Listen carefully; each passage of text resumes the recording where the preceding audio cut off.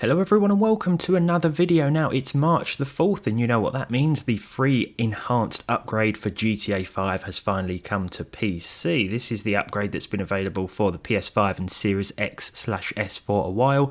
So amongst the technical enhancements we have ray tracing features, support for FSR 1, 3 and DLSS 3, faster loading times, enhanced support for high resolutions, DualSense controller support, which I'm particularly excited about, and enhanced audio. Now today we're going to be testing this on the RTX 4060, which is, according to the Steam hardware survey, now the most popular GPU. It certainly beats the suggested minimum specs of a GTX 1630 and RX 6400, one of which we will be testing very soon. But let's jump into the game with the 4060, and I thought we'd just max everything out to start with.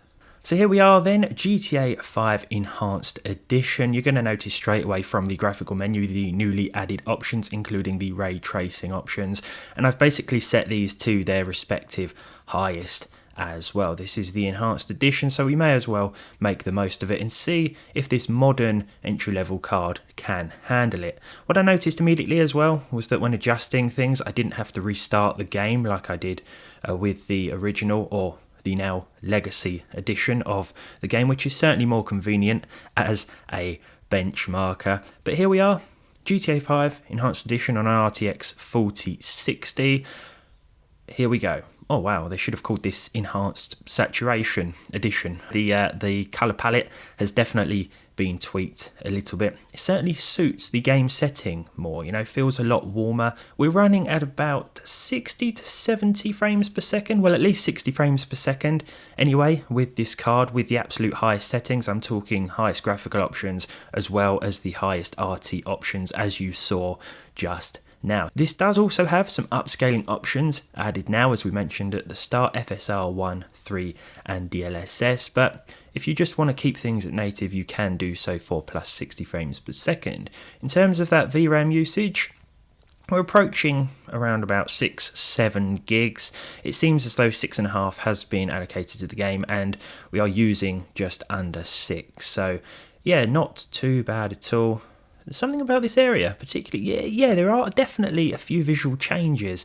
The smoke effects certainly seem to look better here. I don't want to end up just saying random things that I haven't noticed before and then people are like, well actually that hasn't changed at all. I'm just going to try and keep this to a performance level analysis. I will have some comparisons soon to the now legacy edition of the game, just to see how it runs in comparison to this newly enhanced version, but I think you're probably going to be okay if you have a 4060 or equivalent. You don't of course have to max the game out, but if you want to do so then you can with plus 60 FPS. I'll be testing some older cards as well and the minimum spec GTX 1630 at some point to see how far we can push the settings and keep a plus 60 FPS average. Let's try some of the upscaling options now though to see how performance improves. So I wanted to try and keep the max settings here because this is the enhanced version. I thought we may as well go all out. We want to make use of the added features, but we're going to enable DLSS this time around and set it to quality. If we re-enable the frame rate counter, yeah, there's certainly an improvement. I'd say about 10-15 FPS overall. Again, our RTX 4060 is pretty much maxed out in terms of utilization. I've got it paired with an i7-12700F today, which I found for about £150. It's not the best chip in the world, but it does mean that our 4060 is stretching its legs to its full potential, as it were. Performance in this busier downtown part of the game is certainly a little bit improved, but what I am noticing are the occasional little sort of micro stutters. Every so often we'll see a spike in that frame time graph and we can feel that when playing as well. I didn't seem to notice when we were running at native resolution, but now that I've enabled upscaling, it's something that I seem to be detecting. I've also noticed that this game appears to be capped at 120 FPS by default. I couldn't find a way to turn this off. Now, I think the original game went up to something like 180 something, but as you approach that, there were a lot more stutters and dips, so perhaps this new cap has been implemented in order to try and prevent that. But yeah, we're not going to hit it with the max settings on the 4060 anyway, but that's something to bear in mind. It's something that I've noticed. I might just be missing something obvious. You know, there may be a way to turn this off, but I've got VSync off. The frame rate cap is off as well. Let's switch to FSR 3. We'll use the same quality mode as we used with DLSS just now to see how the performance changes. Alright, we're getting about the same, to be fair. FSR 3 with the 4060 is returning mid-90s in terms of that frame rate, 85 to 95 a lot of the time. Yeah, it is looking good. I think the Enhanced Edition is a welcome upgrade. I mean, it hasn't cost anything at all. I do look forward to, we're probably going to get a Digital Foundry analysis, or at least I hope we do, and I look forward to a deep dive into some of the changes that this brings with it. But like I say, a free upgrade. I just got a little pop-up on Steam a couple of days ago saying that the Enhanced Edition was now ready to preload, and I was like, okay, that's actually the first I've heard of this. I mean, you can still play the Legacy Edition or the original version of the game as well if you want a higher frame rate, or I'm assuming that you're going to get a higher frame rate with the older version. But yeah, it's nice that we have two versions available now. And what I noticed when downloading this one was that it was actually smaller than the Legacy version of the game too. So we're going to finalise with settings. I'd probably choose with the 4060. We'll remain at 1080p, but we'll just go with the very high RT preset. We won't change anything else here. What I will do though is turn depth of field off. You can see that some settings have now been reduced with the very high RT preset. Yeah, depth of field is just going off because I don't like it. It's a personal preference.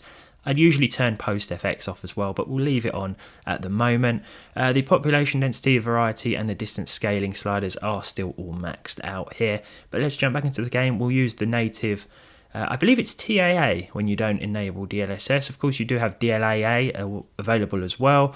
Probably going to drop a few frames when using that, but when using native resolution here, a very high RT preset on the 4060, we're going to see plus 100 FPS a lot of the time, as you can see here.